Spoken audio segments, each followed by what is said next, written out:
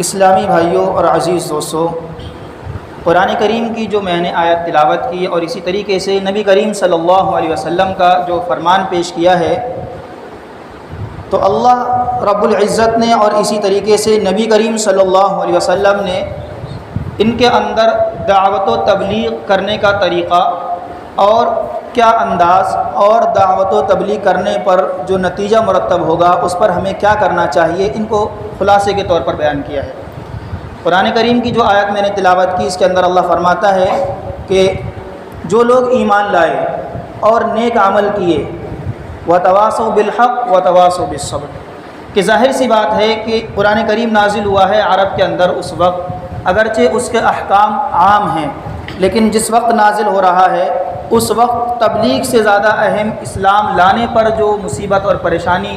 لوگوں کو برداشت کرنی پڑتی تھی وہ کسی سے ڈھکی چھپی نہیں ہے،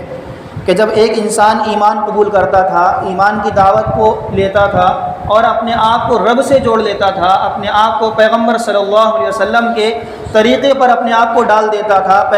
پیغمبر کے دامن سے جڑ جاتا تھا، تو پوری دنیا اس کی مخالف ہو جاتی تھی، ہر ایک شخص کی نظر میں وہ کھٹکتا تھا۔ پھر لوگ دیکھتے تھے اگر کمزور ہے، ضعیف ہے، ناتواں ہے، خاندان بڑا نہیں ہے تو اس کو ستانا شروع کرتے تھے، اور اگر قبیلہ خاندان بڑا ہے تو اس سے تھوڑا سا ہاتھ دور رکھتے تھے۔ لیکن جب خاندان والے ہی دشمن ہو جائیں، جب اپنا بھائی ہی دشمن ہو جائے، جب اپنے والدین دشمن ہو جائیں، جو اپنے چچا تایا، جو سرپرست جن کا ہاتھ سروں پر ہوتا ہے، تو انسان ذرا ہمت باندھ کر کے آگے بڑھتا ہے، وہی جب دشمن ہو جائیں، تو ایسے حالات کے اندر صحابہ اکرام رضوان اللہ علیہم اجمعین نے ایمان کو قبول کیا اور آگے پہنچایا۔ تو قرآن کریم کے اندر اللہ نے فرمایا وَتَوَاصَوْا بِالْحَقِّ، کہ حق کو مضبوطی سے پکڑنا ہے، وَتَوَاصَوْا بِالصَّبْرِ، اور جب اس مضبوطی کو حق کو پکڑو گے تو پریشانی آنا یقیناً ہے۔ کوئی یہ سمجھے کہ میں دین کی اشاعت کے لیے نکل جاؤں، کوئی یہ سمجھے کہ میں دین کی دعوت کے لیے نکل جاؤں یا اپنی زندگی کے اندر ایمان کو داخل کر لوں اور اس طریقے سے زندگی گزاروں جیسا کہ نبی کریم صلی اللہ علیہ وسلم نے بتلایا ہے، پریشانی نہ آئے، یہ ناممکن ہے۔ اس لیے کہ روز ازل سے یہ سلسلہ جاری ہے کہ جب انسان نے اپنے آپ کو رب سے جوڑا ہے تب پریشانیاں آئی ہی ہیں، اس لیے کہ دنیا پریشانیوں کی ہی جگہ ہے، آزمائش کی جگہ ہے، امتحان کی جگہ ہے، تو یہاں آسائش اور آرام کی امید کرنا یہ فضول ہے۔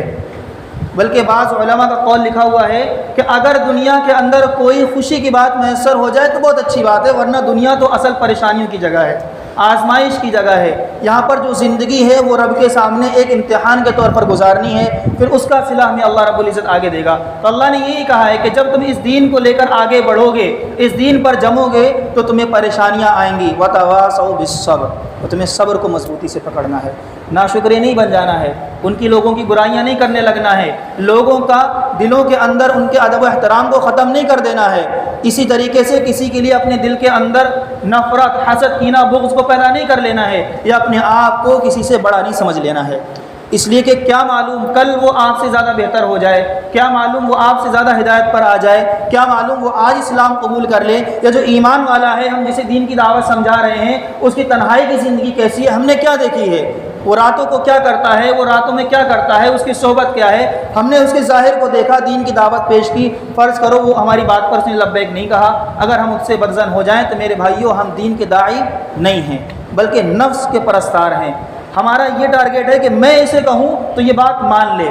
میں نے اس کی تبلیغ کی ہے تو یہ بات مانے، میں نے اس کی اشاعت کی ہے تو اس کے اندر عمل ہونا چاہیے۔ قرآن کہتا ہے انک لا تہدی من احببت ولکن اللہ یہدی من یشاء، مشہور آیت ہے اور بارہا سنی ہے، اللہ کے نبی صلی اللہ علیہ وسلم کو اس کے اندر مخاطب فرمایا گیا ہے کہ اے پیغمبر آپ جس کو چاہیں ہدایت دینا وہ نہیں دے سکتے ہیں۔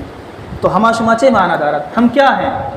ہم کسی کو اگر سمجھا رہے ہیں، اگر وہ مانتا ہے تو بہت اچھی بات ہے، نہیں مانتا ہے تو اس کے لیے اپنے دل کے اندر بغض پیدا کر لینا، کہ یہ سمجھ لینا کہ وہ فلاں ایسا ہے ویسا ہے، یہ ہماری کم علمی، کم ظرفی اور تنگ دلی کی علامت ہے۔ قرآن کہتا ہے کہ جب اس طریقے سے پریشانی کا مطلب یہی نہیں کہ کوئی آپ پر پتھر پھینکے، پریشانی کا مطلب یہ ہے کہ دل سے تنگی محسوس ہونے لگے، راستے بند ہو جائیں، آپ کو ایسا لگے کہ میرے باتوں کوئی فائدہ نہیں ہے، آپ دین کی دعوت کو لے کر کسی کے پاس گئے، اس نے بات سنی، انسنی کر دی، پھر اس وقت جو پریشانی ہو، فرمایا وَتَوَاصَوْا بِالصَّبْرِ، اس پر صبر کرنا ہے۔ اور صابرین کے بارے میں آپ بخوبی جانتے ہیں، ان اللہ مع الصابرین، اللہ تعالیٰ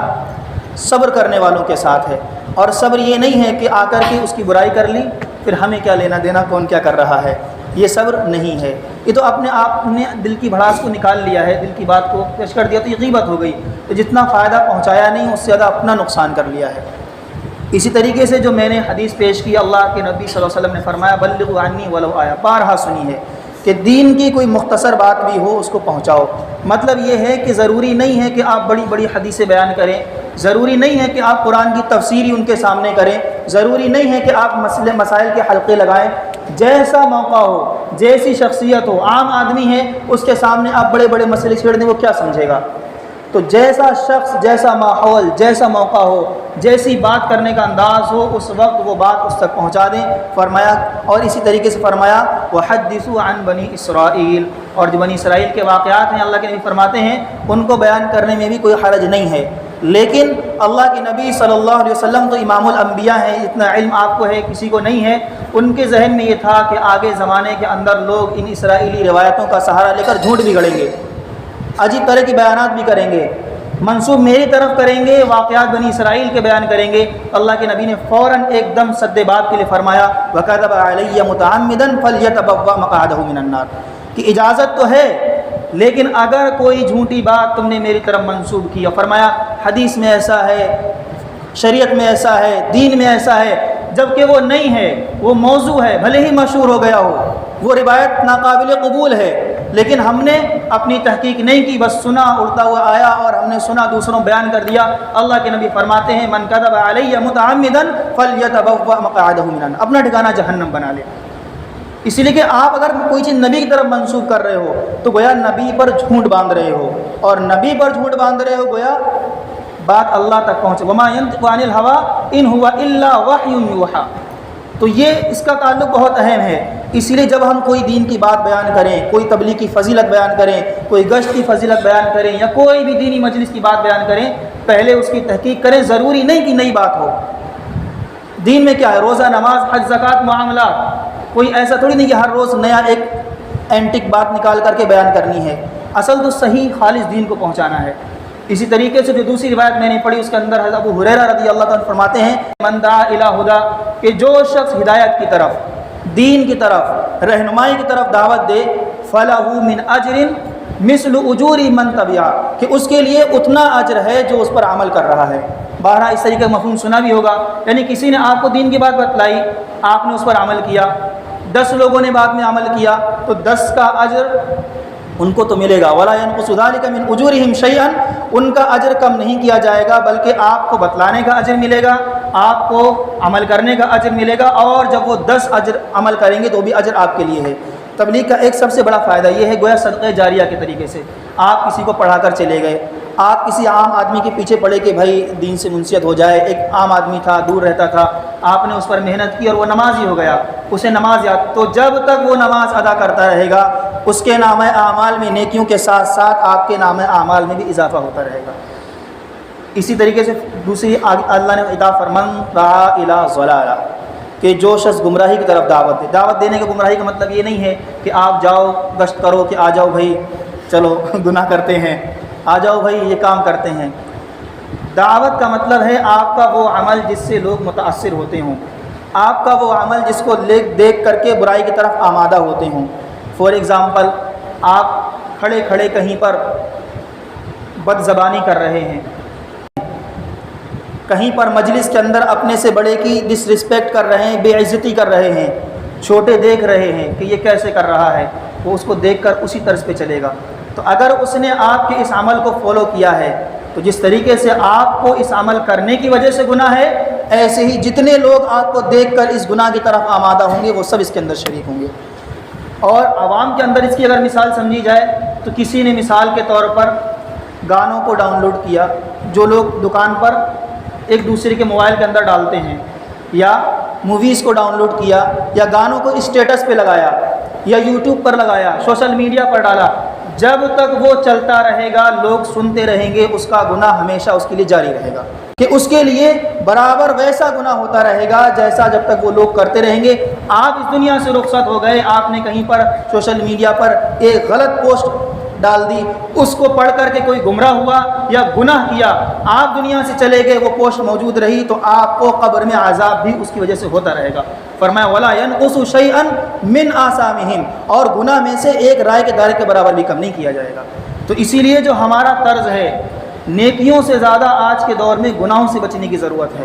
فضیلت آپ نے بارہا سنی ہوگی، تبلیغی جماعت کی فضیلت کا اساتذہ نے بتلایا ہوگا۔ میرا صرف بتلانے کا مقصد یہ ہے کہ نیکی کرنا بھی ہے، لیکن آپ صبح سے لے کے شام تک پڑھائی بھی نیکی کر رہے اور ساتھ ساتھ میں گناہوں کے اندر بھی بہت زیادہ ہیں، تو نیکی سب ختم۔ تو اگر ہم نے 10 نیکی کی ہیں تو اس ساتھ ساتھ میں گناہوں سے بچنے کی کوشش کرنے کی ضرورت ہے، ورنہ نیکیاں سب ضائع ہوتی چلی جائیں گی۔ آپ جو اتنا محنت کر رہے ہیں وہ سب ضائع۔ اور اسی طریقے سے آپ جب تبلیغ کے لیے نکلیں تو اس میں یہ مقصد نہ ہو کہ فلاں میری بات مان ہی لے گا۔ یہ میری پہلی بات کا کہنے کا خلاصہ ہے۔ وہ مانے تو اچھی بات ہے، نہیں مانے تو رب سے دعا کیجئے کہ اللہ تعالیٰ میری زبان میں وہ تاثیر پیدا فرما، میرے کردار کے اندر وہ تاثیر پیدا فرما، میرے اعمال کے اندر وہ تاثیر۔ یہ ہو سکتا ہے کہ وہ عمل پہ نہیں آ رہا ہے، آپ کو بار بار تبلیغ کرنے کا موقع مل رہا ہے، تو اس میں بھی تو آپ کے نام اعمال کے اندر اضافہ ہے۔ عام طور سے دیکھنے میں آتا ہے کہ جب لوگ شروع کے اندر دین کے اندر لگتے ہیں تو ان کا یہی ہوتا ہے کہ اس کو تو بس میں لے کے چلا ہی جاؤں جماعت کے اندر، اس کو تو بس میں صحیح کر ہی دوں، اور اگر وہ نہ کرے تو پھر جگہ جگہ اس کے تبصرے اور اس کے پیٹھ پیچھے تذکرے ہوتے ہیں۔ یہ انتہائی غلط بات ہے، گویا کہ یہ نفس کے تقاضے میں آ کر چیزیں ہوتی ہیں، اس سے بچنے کی ضرورت ہے۔ اور ایک آخری بات کہ آج کا جو دور ہے وہ پرفتن دور ہے، ہمارے لیے یہ سمجھنا مشکل ہوتا ہے کہ کیا صحیح ہے اور کیا غلط ہے، الا کہ صریح حکم موجود ہو۔ تو خاص طور سے میں یہ بات کہنا چاہتا ہوں کہ ہمیشہ اپنے بڑے اکابر کو دیکھو اور ان کے نقش قدم پر چلو، بھلے ہی آپ کے بات سمجھ میں آئے یا نہ آئے۔ میں نے بڑے بڑے علماء جو ہمارے استاذوں میں ہیں اور بڑی بڑی جو کتابوں کئی جگہ میں نے پڑھا بھی ہے، عموماً لوگ کہتے ہیں کہ جب کسی مسئلے کے تئیں پیش آنا ہو تو آپ دارالعلوم دیوبند کا فتویٰ دیکھ لیجئے، آپ کا پسند کا ہو تب بھی اچھی بات ہے، نہ پسند آئے تب بھی اچھی بات ہے، اس پر عمل کرتے چلے جائیں، کیونکہ وہاں پر احتیاط بہت زیادہ ہے۔